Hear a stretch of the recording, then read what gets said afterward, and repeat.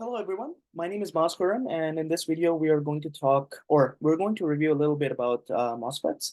So we're going to start off with discussing the geometry of a planar MOSFET, and then we're going to talk about MOSFET operation, so basically how the channel is formed or inverted. Then we're going to talk about two very common effects, the channel length modulation and the body effect. Finally, we're going to discuss the square law equations for a MOSFET. So these three or four items are pretty standard and basically part of every MOSFET course. But of more interest is some of those MOSFET effects. For example, there's this effect called halo doping, which affects the threshold voltage of a transistor.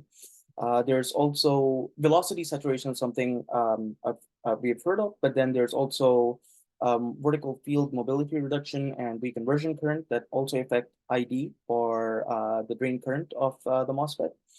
And then there's, in addition to channel length modulation, there's also an effect called drain-induced barrier lowering and source current body effect. So Dibble and CBE. And these affect the R out or the output resistance of the transistor. So we'll be discussing those.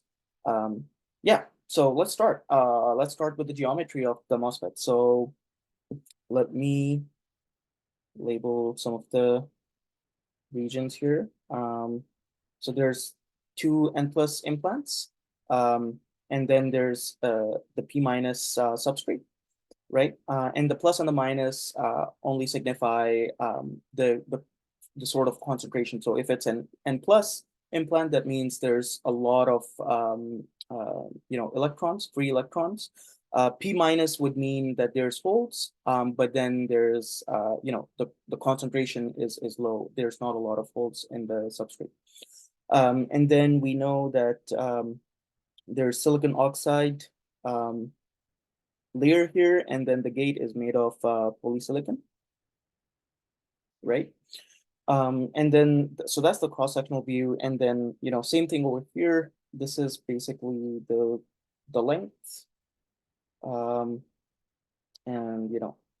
going backwards, this is sort of this is the width of the transistor, right? And then the length is basically, often talked about when we discuss the technology nodes. This used to be true for past technology nodes, but that the length, like whenever you hear 10 nanometers or 40 nanometers or, or I don't know, like 130 nanometer, 180 nanometer, those sort of technologies, that was basically the length of the transistor. But then, for some of these modern processes like 3 nanometer, 2 nano, it's more of a marketing term, and it doesn't necessarily signify the length that I've mentioned here in the geometry of the transistor.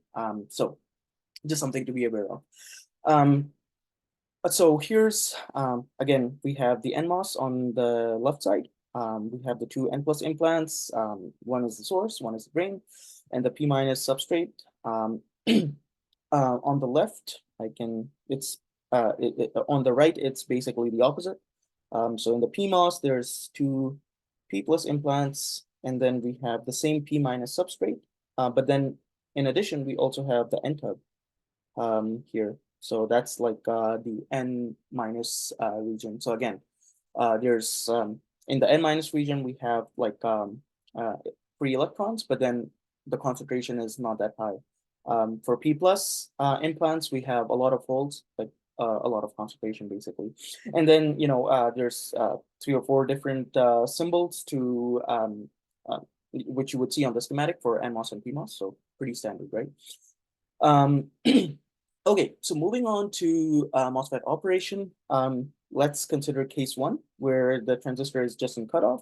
So essentially the drain and source are grounded, and the gate is also grounded, and nothing is happening in the transistor. So we just have like a bunch of holes in the P minus substrate, and then we have a bunch of electrons, a lot of electrons in the free electrons in the N plus implants, right? But nothing is happening, no current is flowing.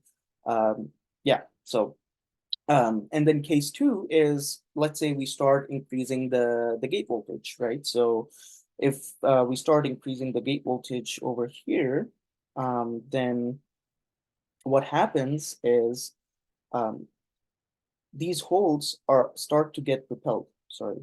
Um, these holes in the P minus region start to get repelled away from the gate, um, right? Um, because of the positive potential on the gate. So this is like you could think of it as like a two-plate capacitor, right? So if one plate starts to get positive charge, the other plate would have negative charges. And that's exactly what happens like when you keep increasing the VG, the concentration of electrons, free electrons over here starts to become higher, right? This, and so, this is when we say the channel is inverted. Basically, the channel goes from, a channel is this region, and it goes from P minus to N minus, which basically means that now in the channel, instead of having some concentration of holes, now we have a gathering or some concentration of electrons. So now the channel is N minus. And then, if you keep increasing the gate voltage, this channel would become N plus. So a lot of concentration of free electrons in this channel, and so that's basically what we mean by the channel inversion, or the channel is inverted from the P to the N type. And yeah, and so another thing about MOSFETs you might have heard is the threshold voltage. So the gate source voltage of for which the concentration of holes in the P minus substrate and is equal to the concentration of the electrons in the channel, that VGS is called the threshold voltage of the MOSFET. Okay, and VTH or VT, the threshold voltage of the transistor or of the MOSFET depends on the technology node, as well as things like body effect. So a little bit of a side note here. What is the total charge in the channel? Could like basically in this region here, that's the total charge in the channel, right? So what's this total charge? Could we come up with an expression for that? Yeah, turns out we can.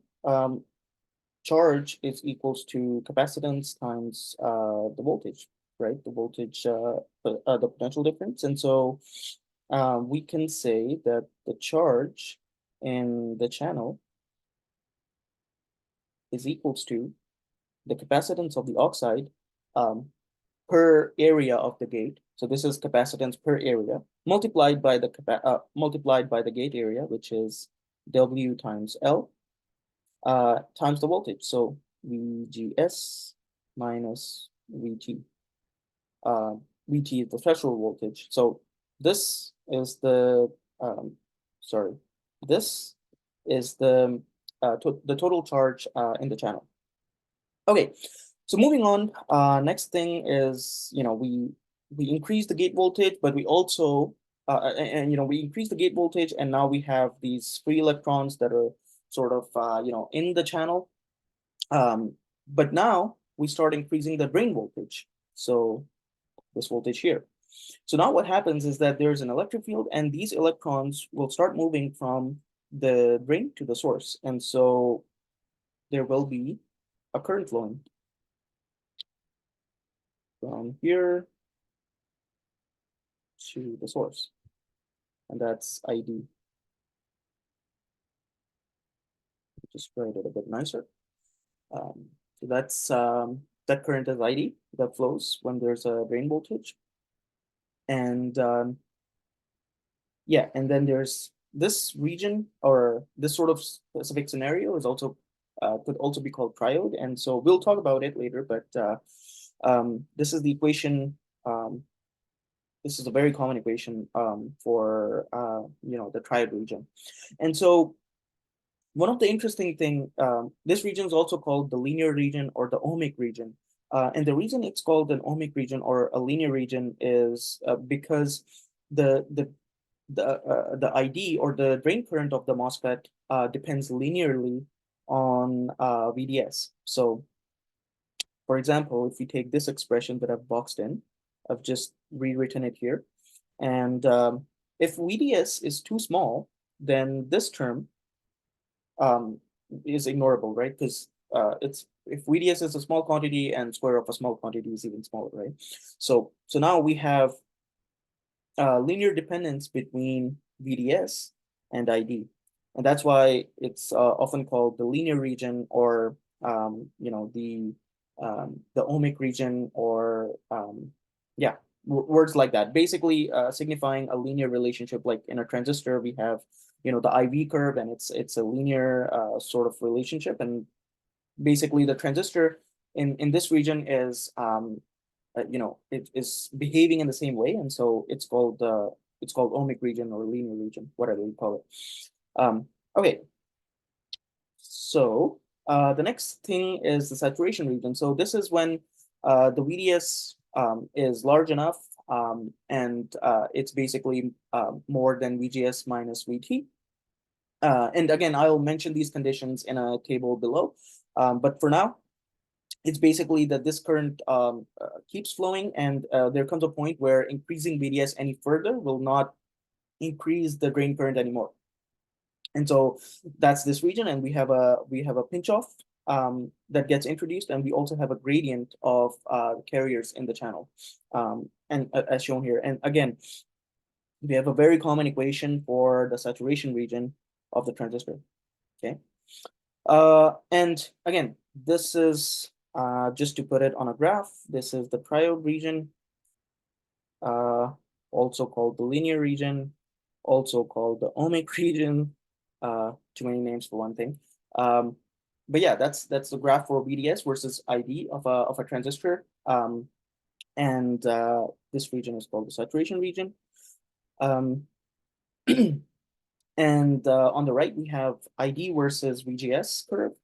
Again, these curves shouldn't be something new. This is like all of what I've said so far is it's just sort of a refresher, kind of. And yeah, for the overdrive voltage, is just like VGS minus VT. And if the overdrive voltage is less than minus 100 millivolts, we call it a weak inversion or subthreshold region. For VOV, or overdrive voltage greater than 100 millivolts, that's a strong inversion, and anything in between is called moderate inversion. Usually we aim for strong inversion, but I've also noticed that these days the trend has been moving or shifting toward, especially for analog, it's been shifting towards conserving or saving power, lower power consumption, basically. And so turns out that operating the transistor in the subthreshold region or weak inversion is helpful in terms of saving power. But more about that later on. For now, we're going to move on to another effect called channel length modulation. So so far in the triode equation and the saturation equation that I've mentioned here and here, we have ignored the channel length modulation, right? But essentially, what happens is if we keep increasing the VDS, the depletion region near the drain becomes wider. So let me just draw it out. So let's say this is the depletion region in a normal case, right? And then on the right, we keep increasing VDS, right? So that's just me drawing a bigger battery. And so when that happens, the depletion region becomes much wider, right? So that's the depletion region.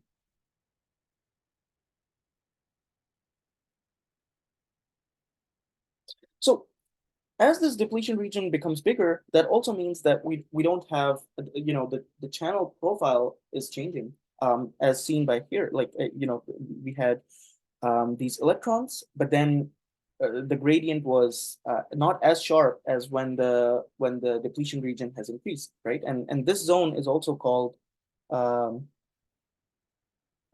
not this zone, but like if I just remove it, like this region here is also called the pinch off region, because like the channel is sort of pinched off, right? And so basically, sorry. And so, yeah, basically, when we keep increasing the VDS, the depletion region becomes bigger. There's the pinch-off region becomes bigger as well, and the channel length, the effective channel length becomes shorter and shorter and shorter as we keep increasing the VDS. And so what happens is essentially, as we reduce the length of the channel, the resistance of the channel also decreases, right? Because what's the resistance, right? Like it's basically resistance is R rho L over A, right? And so resistance is proportional to the length. And so if we are decreasing the length of a material, then we're decreasing the resistance of a material. And so that means that if the resistance of the channel decreases, then more drain current will flow, right? And so that's exactly what happens. And for greater VDS, the channel length becomes shorter, the resistance becomes smaller, and more ID flows in a linear fashion. So yeah, that's exactly what I have here. VDS increases, that means the channel length decreases or larger pinch off. And that means the channel resistance decreases, and that results in an increase in the drain current. And so lambda is basically a modeling factor that models the channel length modulation. And so, these graphs are something that you would have seen very often. It's like this would be an ideal case, not necessarily realistic for a transistor, but if we don't model the channel length modulation, then we have these very straight lines here in the saturation region.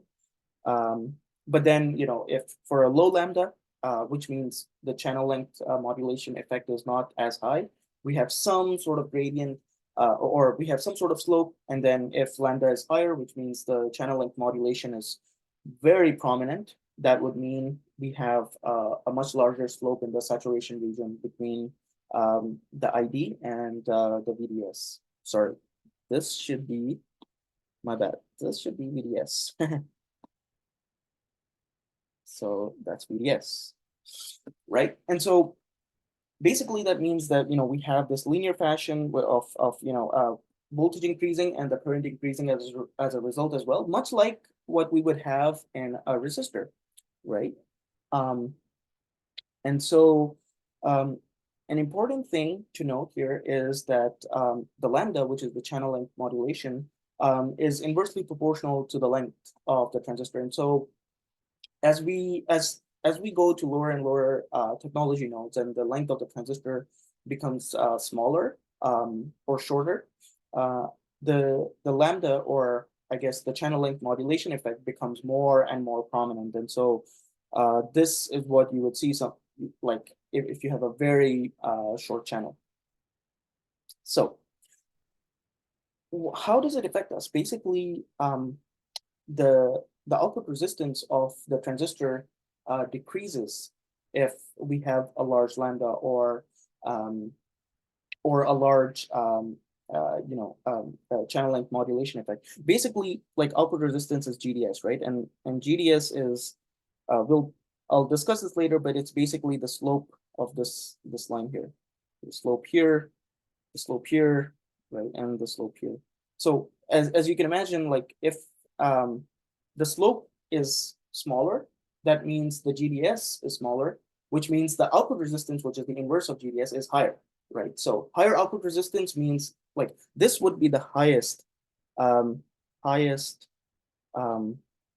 Rout, which is an ideal case, right? But then this would be the lowest Rout because the slope here is the highest.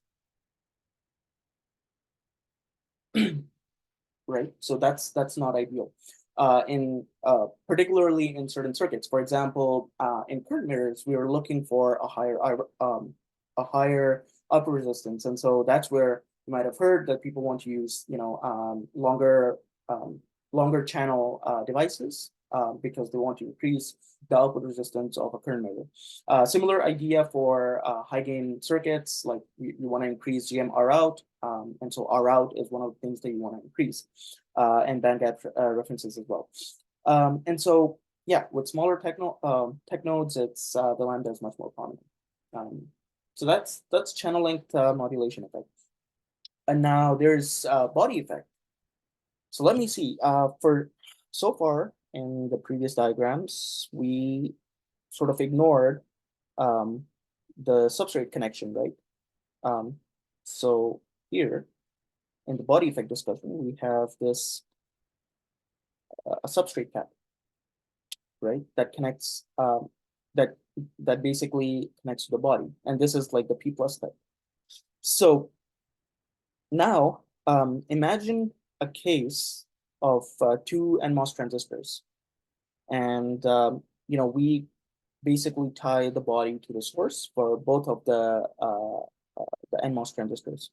So here's what it will look like in layout, right? So let me just draw the connections. Let's say this is N1, this is N2, and if this is the source, then, sorry, this is the drain, then this is VDD, the gate voltage is VG1, source is connected to the body, which is also connected to the drain of M2. Gate of M2 is connected to VG2. Source is connected to ground, and also the body of M2 is connected to ground.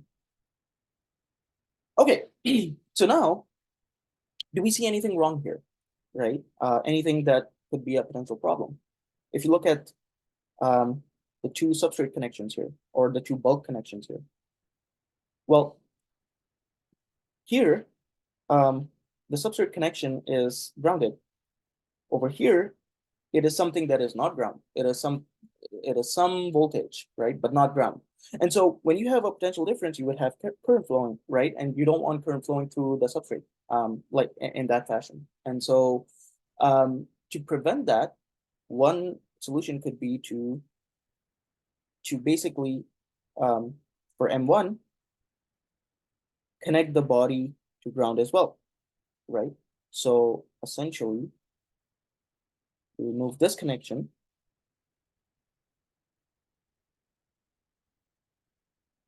and we connect it to ground. So now it should be okay, right? Because we have two substrate connections and both of them are at the same potential, right? So yeah, that's exactly, well, actually that's the same diagram. Basically what I'm saying is that we should connect both body connections on the same potential, which is ground. But is that the end of it? Have we solved the whole problem, or is there another problem that came out when we grounded both of the substrate connections? So if you look at M1, the body is at a different potential as compared to the source, right? So this is the bulk connection or the substrate connection, and this is the source connection, right? So there's some VSB. And turns out that that's basically the body effect. When source and the bulk are at two different potentials, then there's a second order effect on the threshold voltage of the transistor. And so this is another equation. This is basically the threshold voltage of the transistor. This is the threshold voltage in a normal case, or without modeling the body effect.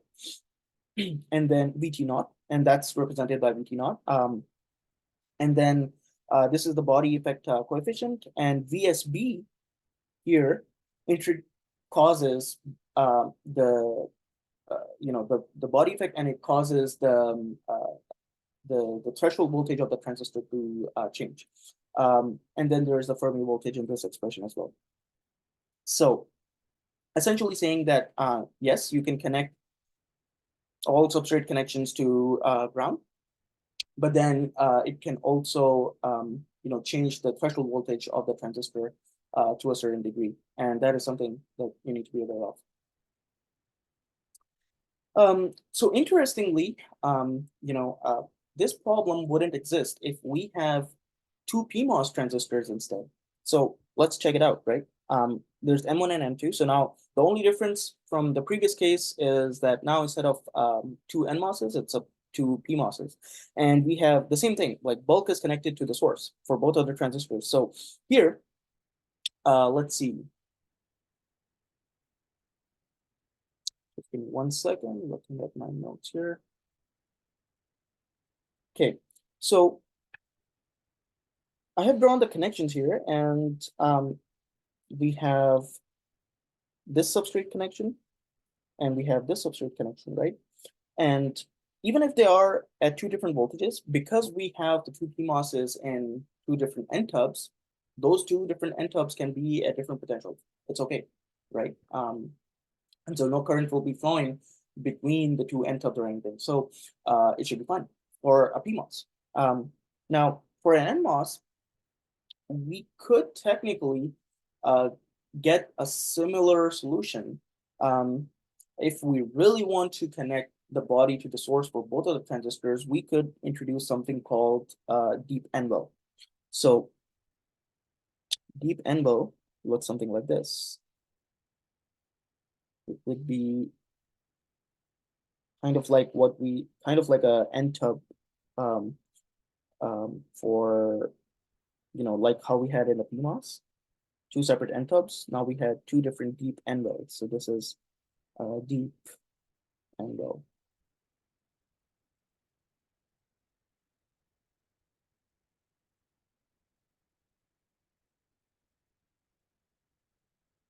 That's for this transistor. And then we have a very similar thing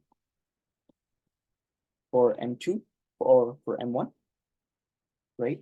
And so now it's okay. Like the two P plus or the substrate connections here,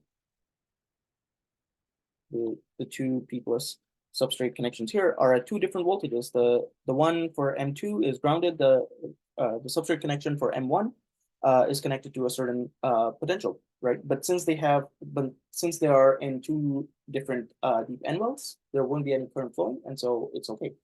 So now, this sounds great, right? Like, essentially, for every NMOS, you could just have a deep N well, and problem solved. We don't have to deal with body effect anymore, right? But there's an issue, well, the issue is that if you use a deep N well process, it requires an extra mask, and so an extra mask means extra dollars.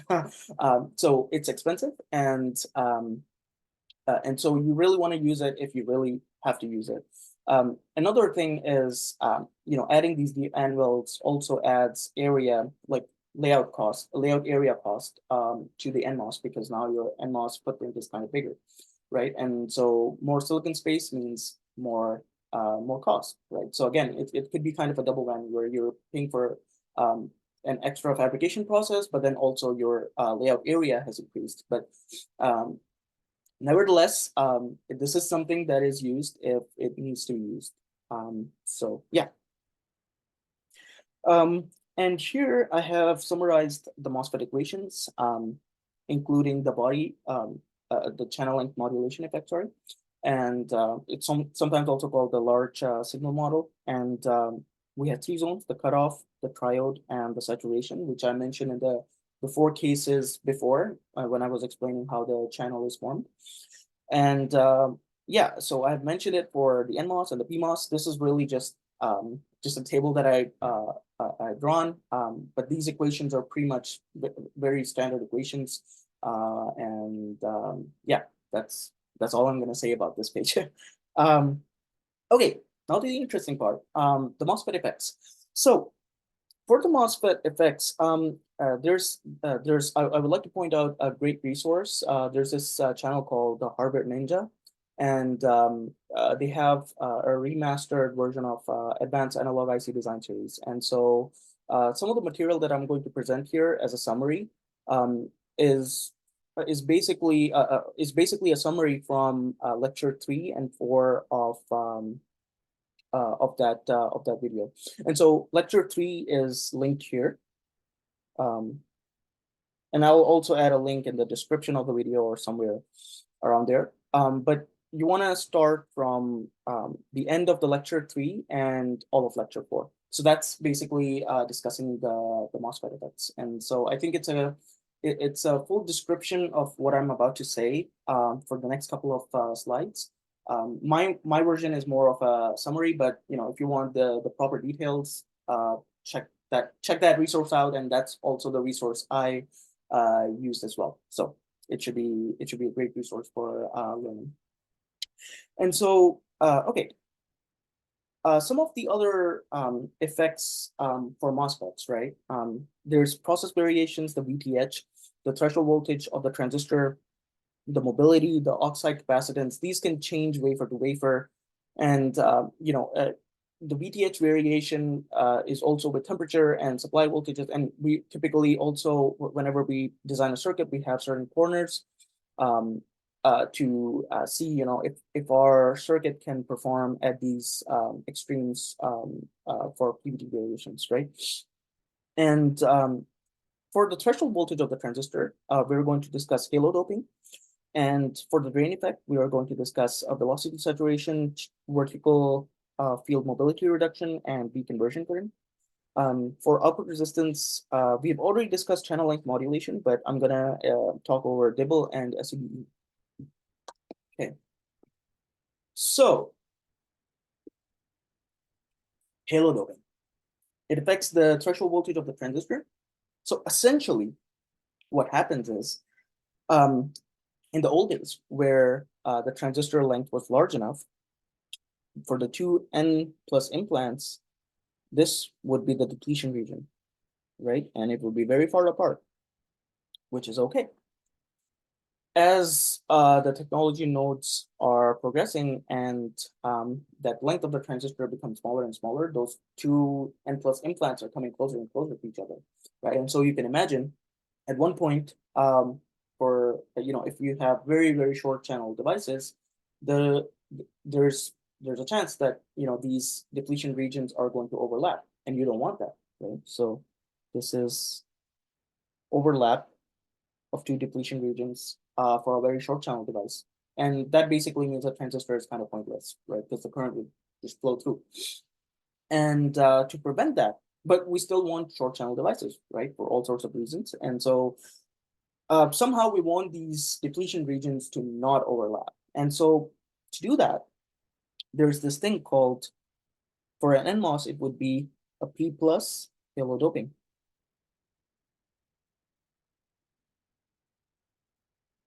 So these implants near the N plus regions, or the N plus implants, these are very heavy concentrations. So basically P plus. And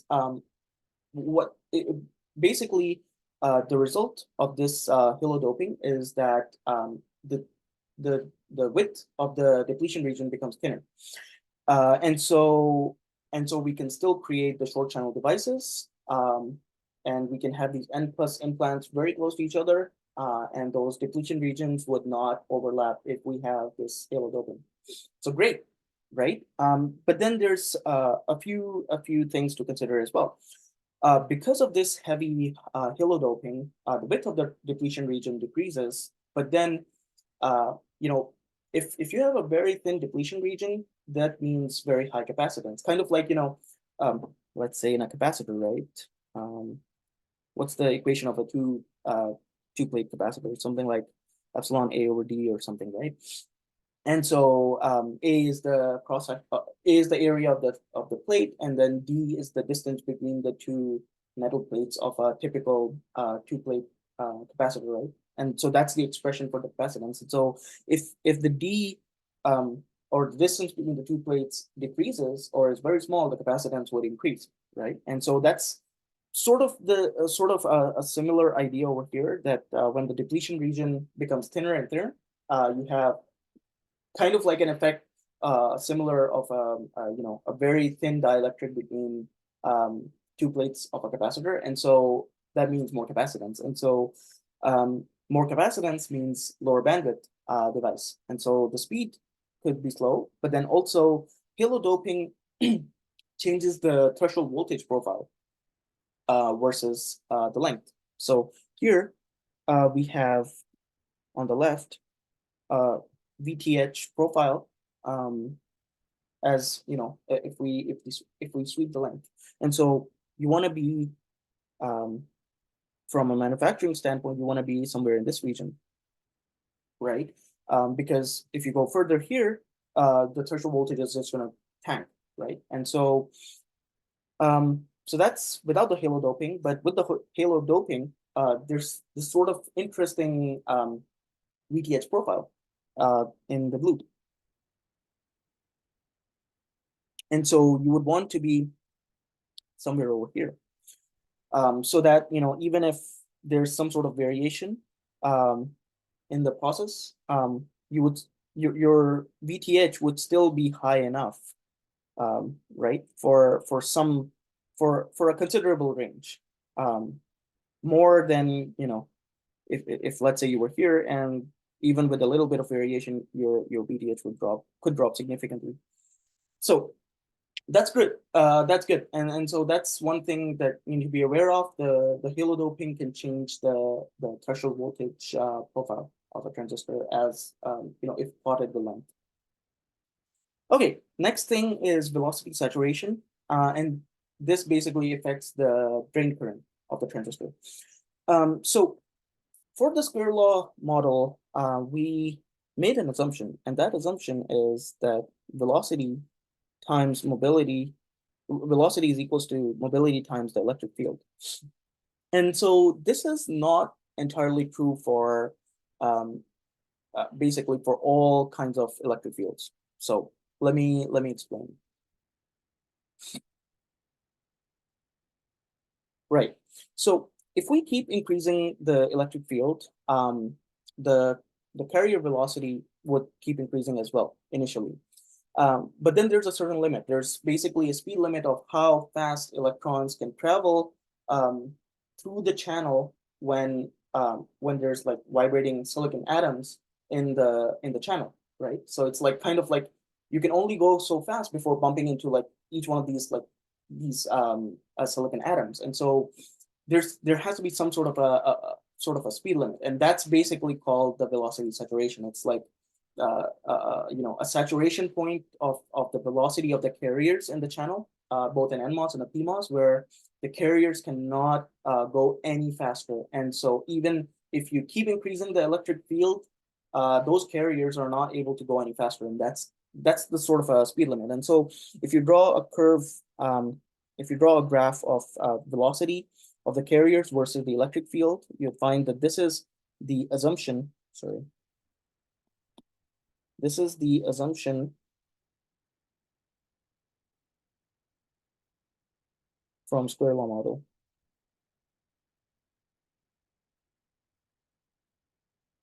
Right? That, you know, you keep increasing the electric field and the velocity, the carrier velocity would keep increasing indefinitely. But that's not what we see in reality. What we see is that the velocity would saturate at some point, and that saturation point is called like Vsat, and it's a product of mobility multiplied by the Esat. So the electric field at which the saturation occurs. And I don't mean this point exactly. This is just for like illustration purposes, but essentially in this region, the velocity has saturated, right? That's the point. And so uh, there are modeling efforts to basically model this effect of velocity saturation on the drain current of the MOSFET. So it basically, sorry, it basically adds this expression to the general MOSFET equation for triode, and then there's this expression, basically the same expression added in the denominator for the saturation equation of a MOSFET. So this is, by the way, this is just something that I've seen. This particular expression for velocity saturation is something that I've seen in a couple of research papers, but not necessarily. You know, but that doesn't necessarily mean that these expressions will give you an exact quantitative answer of how much current should be flowing and the effect of, you know, velocity saturation on the drain current. So it's basically more of a just trying to explain the effect. But if you punch in numbers in that expression, it may not be accurate. So yeah. And so that's velocity saturation. Then there's vertical field mobility reduction, which is an effect that also changes the drain current. So let's talk about it. What is vertical field mobility reduction? So basically, as we increase the gate voltage, the carriers that are moving through the channel are sort of pushed into the surface near the oxide, right? And so because of this electric field that's basically pushing the carriers that want to flow through the channel are basically pushed or basically attracted towards the surface near the gate or near the outside. And so that basically reduces the mobility of those carriers flowing through the channel, right? And so an interesting analogy is, it's hard to run when there's wind blowing you sideways into a wall, right? And so I think that sort of perfectly captures what the carriers would feel when flowing through the channel, but then the gate voltage is too high. And so, as a graph, what we would see if we have a graph of the drain current versus the gate voltage, we would see that obviously in the initial periods when you keep increasing the VG, the ID increases exponentially like normal. But then after a certain point, we have this, right, where increasing the VG anymore doesn't have the same exponential effect. It basically starts leveling out. The drain current starts leveling out. And so that's basically because of the mobility reduction. So that's um, vertical, or that's rather the effect of vertical field mobility reduction phenomena on the drain current of the transistor. And again, there's an expression for it, not necessarily 100% accurate when you're designing, but something to be aware of, like that this expression exists to express the mobility reduction due to this effect. Okay, next thing is the weak inversion current. So from square law, we basically assume that we have the cutoff region where if VGS is lower than the threshold voltage, then no current is flowing.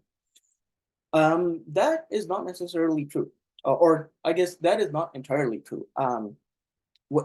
Even if you have VGS somewhat lower than the threshold voltage or near the threshold voltage, there's still some current flowing even when the transistor or the MOSFET is in cutoff, right? And so so let me explain like how or why this current exists, even in the cutoff region. So in a typical MOSFET, in a typical, let's say NMOS, you would have these two N plus implants and the P minus substrate, right? But this also introduces a parasitic BJT. And this is like an NPN BJT. There's like two N plus regions, and then there's a P region in between.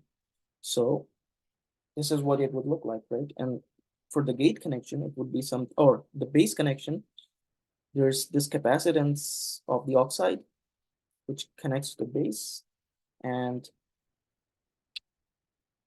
the depletion region capacitance. And so this sort of parasitic formation of a BJT inside a MOSFET, right, is something that I've redrawn here, right? So that's basically the circuit. That's basically the parasitic circuit. It's not something that's intentional, but it exists near the subthreshold region. And so we know that if VBE of this transistor of this BJT increases, then the collector current or the current through the BJT will increase exponentially, right? And so even for a little VBE, we will have a current through this BJT, and so you can imagine that so basically the point is that even for a small VGS, if there's a certain voltage through this capacitor divider, and there's a voltage at the BJT which introduces a VBE, then that would cause an exponential current to flow. And so since this is parasitic, it wouldn't mean like there's a large current flowing, but it would just mean that even if the MOSFET is in cutoff region, there's still current flowing due to this like parasitic BJT formation near the subthreshold region. So essentially, this sub-threshold region or the weak inversion region is becoming more important. Basically because there's still some current flowing, right? And you get a large conductance for a small ID, which basically means that you have lower power consumption. And this is something, by the way, that's also mentioned in the whenever you learn about GM by ID method. That's basically something that they talk a lot about over there. The fact that wherever you get the largest transconductance for a smaller price, which is your biasing current, or that basically decides your power consumption, right? The ID, and so you want as small of a cost, but then you want the maximum of the benefit, which is the largest transconductance, and so you're trying to find that sweet spot in the subthreshold region, and so it can be it can be very interesting to design near the subthreshold region, and so with shorter channel length devices, it's also that you could achieve a higher bandwidth in submicron processes, even in the subthreshold region. One thing though is that the subthreshold region is not well modeled, so it's not great at there's poor matching, and so for things like current mirrors, it's not a great idea to have transistors in subthreshold. It's still a good idea to have them in saturation and strong inversion. So just to put it on a graph, this would be weak inversion. This is like a ID versus VGS graph. So, and this is moderate inversion, and this is strong inversion. And so if you go to the right into the strong inversion, you get higher bandwidth, faster devices. And then if you go into the weak inversion, you get lower power, right? Both things are desirable, but the point is that there's some sort of a middle ground here, which is called which can be found in the moderate inversion region. So that's something of interest these days. Okay. Another effect in MOSFETs is the drain-induced barrier lowering, or in other words, DIBL. And if it affects the output resistance of the transistor. So let's see how. Essentially, if you keep increasing the drain voltage, then it takes less VGS to invert the channel. Let me explain that a little bit. So you keep increasing VDS, right? That would mean that the depletion region on the drain would become wider, right? So you would have fixed positive charges in the N plus implant, and then you have fixed negative charges in the depletion region for the P minus substrate all throughout, right? And because of this presence of the negative charges, these fixed negative charges, there's also an accumulation of positive charges on the gate, right? And so that means that some positive charge has already accumulated on the gate, and you don't need as much VGS as before to turn on the transistor.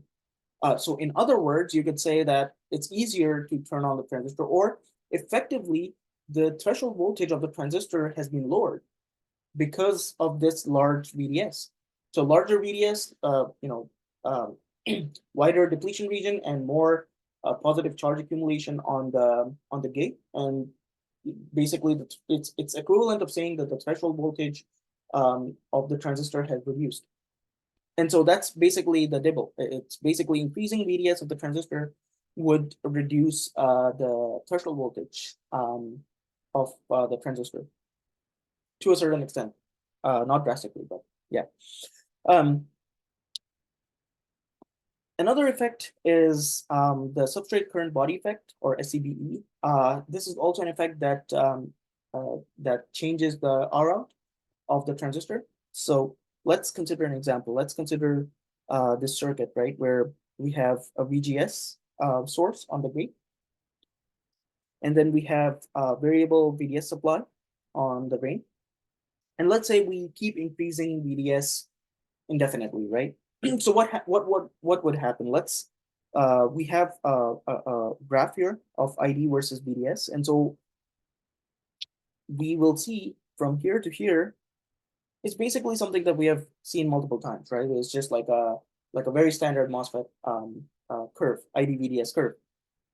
But then, if we keep increasing VDS indefinitely, there would be this sort of profile, and that's the effect, the SCBE effect.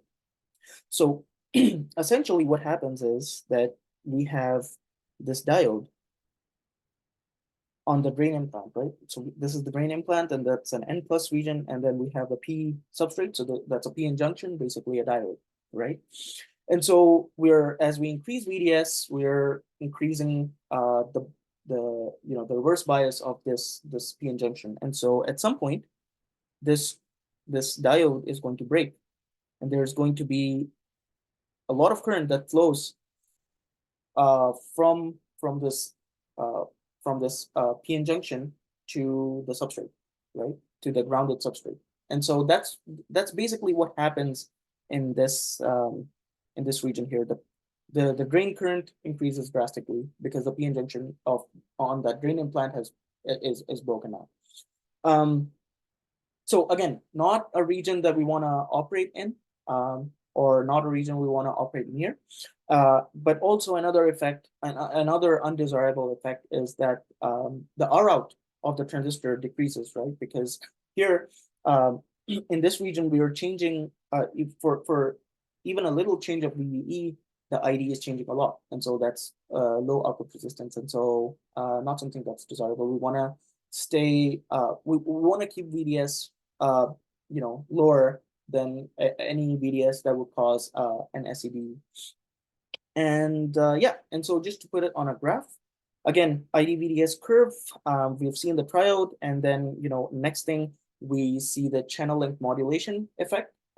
If we keep increasing the VDS, so channel length modulation again, if we the length of the channel keeps decreasing because of the pinch off region. And so that increases, or that reduces the resistance of the channel, which increases the current of the channel. And so you see this linear sort of profile where the current is increasing linearly as the VDS is increasing. And then dipple, right? Again, because the VDS is increasing, the threshold voltage of the transistor is decreasing. And so it's becoming easier and easier to turn on the transistor. And so that would increase the drain current through the transistor. And then finally, if you increase it too much, then there's SCBE where things break down, and that's like a permanent damage to the transistor. So obviously don't want that. And then just as a last thing, in the red, we can also see the R out of the transistor throughout this VDS range. And so your design space should be somewhere where, obviously not in the SCBE region, but also somewhere, if you need high R out, then it should be somewhere in the the channeling modulation or dipole region, depending on, again, these are just like rough curves, but then the actual like R out would certainly depend on the simulation and stuff. But yeah, that's sort of the effect of SCBE. And yeah, so going back, we have discussed the planar MOSFET geometry. We basically discussed the implants in an NMOS and the N-tub in the PMOS. We have discussed how the channel is formed in the as part of the MOSFET operation. We have discussed channel length modulation and body effect, and there was a page about square law equations just for reference. And then finally, we discussed some of the interesting MOSFET effects, like halo doping causes a change in the threshold voltage, velocity saturation, vertical field mobility reduction, and reconversion current change or cause a change in the drain current or ID of the transistor. Channel length modulation, dipole, and SCBE are some of the effects for the output resistance that change the output resistance of the transistor. So these are just some effects to be to basically be aware of. But yeah, so that's an intro to some of the MOSFET effects, and some of a little bit of a review of just like general MOSFET theory. But yeah, that was pretty much it for this video, and thank you for watching, and see you in the next one. Bye bye.